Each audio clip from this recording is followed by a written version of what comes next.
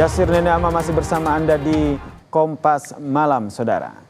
Sekitar 1 jam menuju kick-off, Timnas U23 akan melakoni laga penentuan dalam lanjutan Piala Asia U23, Saudara. Jika menang atau imbang, Timnas akan lolos ke babak 8 besar. Bermain di Stadion Abdullah bin Nasser bin Khalifa Qatar, Saudara, Timnas U23 akan berhadapan dengan Jordania. Di laga terakhir grup A ini, Timnas Indonesia hanya butuh imbang untuk memastikan tiket 8 besar.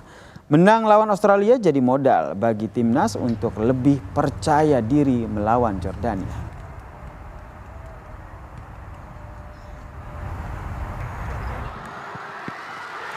Menghadapi Jordania malam ini, Saudara, skuad Garuda Muda cukup lengkap, hanya minus Ramadan Sananta yang terkena sanksi kartu merah lawan Qatar, Saudara.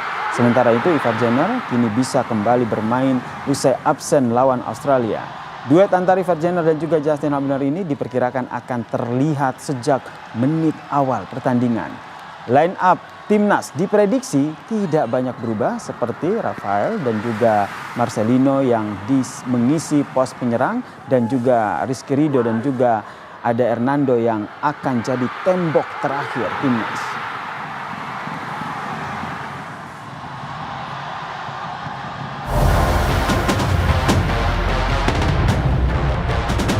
Melawan Jordania malam ini menjadi laga penentuan bagi Timnas U23 dalam perhelatan Piala Asia U23. Kendati kedua tim tak pernah bersua dalam level under 23, namun di tingkat senior, Indonesia selalu kalah kala bertemu Jordania. Untuk pertandingan malam ini, Timnas U23 lebih diuntungkan dari sisi mental setelah berhasil mengalahkan tim kuat Australia 1-0. Secara hitung-hitungan dengan hasil imbang lawan Jordania, Garuda Muda bisa melangkah ke babak 8 besar Piala Asia. Hasil buruk yang didapat Jordania dalam 2 pertandingan terakhir di grup A menjadi keuntungan bagi Timnas U23. Namun pelatih Timnas U23 Sintayong tidak mau timnya terlena dengan hanya butuh hasil imbang melawan Jordania. Kemenangan tetap menjadi target utama, sebab Jordania punya keunggulan postur tubuh yang harus diwaspadai. 일단 중동 팀치고는 상당히 힘이 있고 끈적끈적한 맛이 있어서 절대 쉬운 상대는 아니다. 우리가 조금이라도 방심하게 되면 일격을 당하기 때문에 우리 선수들한테 그런 부분을 좀 더 집중 있게 준비할 수 있게끔 얘기하고 있다. 일단 모든 것을 승리하기 위해서 준비하고 있으니까 승리를 쟁취하기 위해서 준비하고 있다. Saat ini Timnas Indonesia U23 berada di peringkat kedua klasemen grup A Piala Asia di bawah Qatar dengan perolehan poin 3. Kemenangan lawan Jordania akan mengantarkan Timnas U23 melaju ke babak 8 besar, menyusul Vietnam yang menjadi tim Asia Tenggara pertama yang sudah memastikan tiket lolos perempat final Piala Asia U23. Tim Liputan, Kompas TV.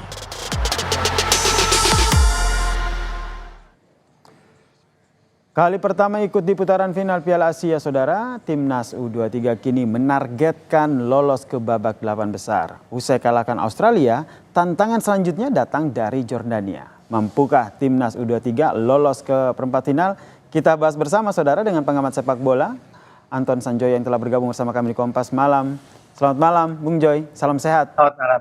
Selamat malam. Kalau kita lihat ini di level U23 ini kan sebenarnya timnasnya belum sempat atau belum pernah bertanding begitu dengan Jordania. Anda membacanya seperti apa ini?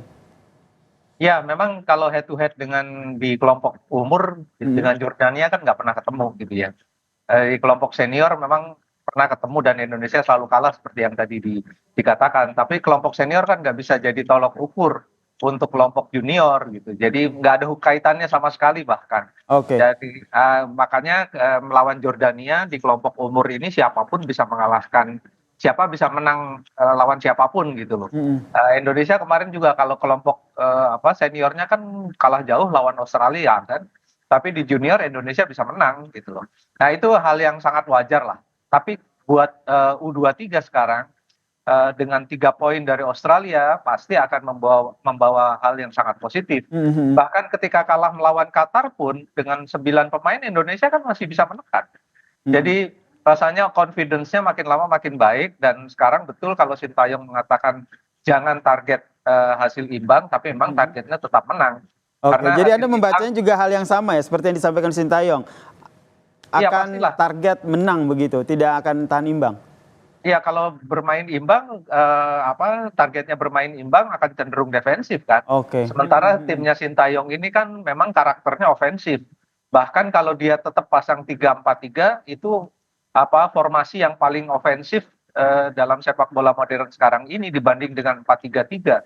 3-4-3 itu lebih ofensif, lebih karakternya lebih selalu naik gitu loh dengan high defensive line gitu. Dan pemain-pemain yang bertanding di sektor sayap memang punya kemampuan untuk bisa bertahan, lalu bisa menjadi pemain yang menghubungkan antara sektor pertahanan dengan sektor penyerang.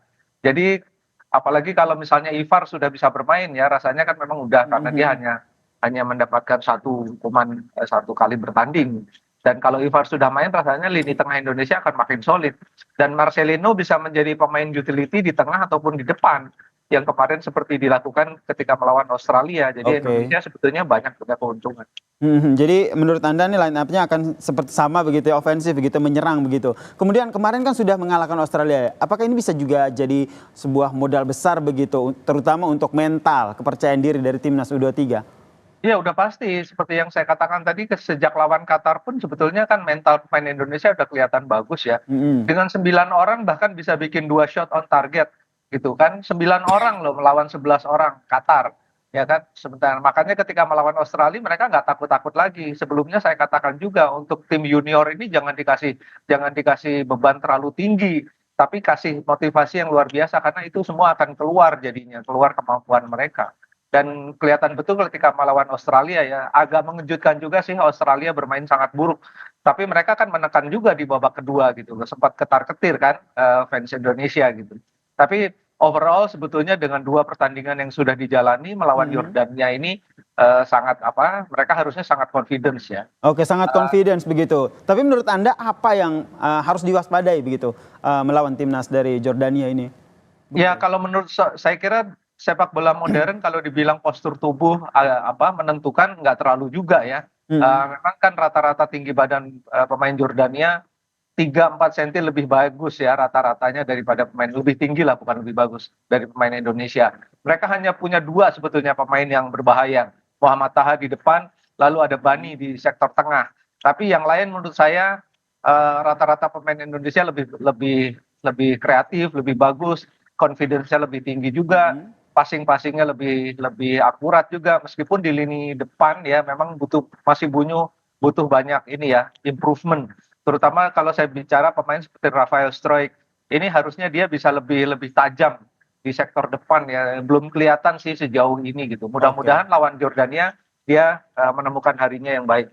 Nah, ini yang kita harapkan bersama begitu. Kalau menurut Anda kemungkinan line up-nya ini akan diturunkan seperti apa, Bung Joy? Saya kira tidak berbeda jauh dengan ketika Tidak melawan berbeda, Australia ya. Dengan 3-4-3, kemungkinan besar Ivar akan kembali ke sektor tengah.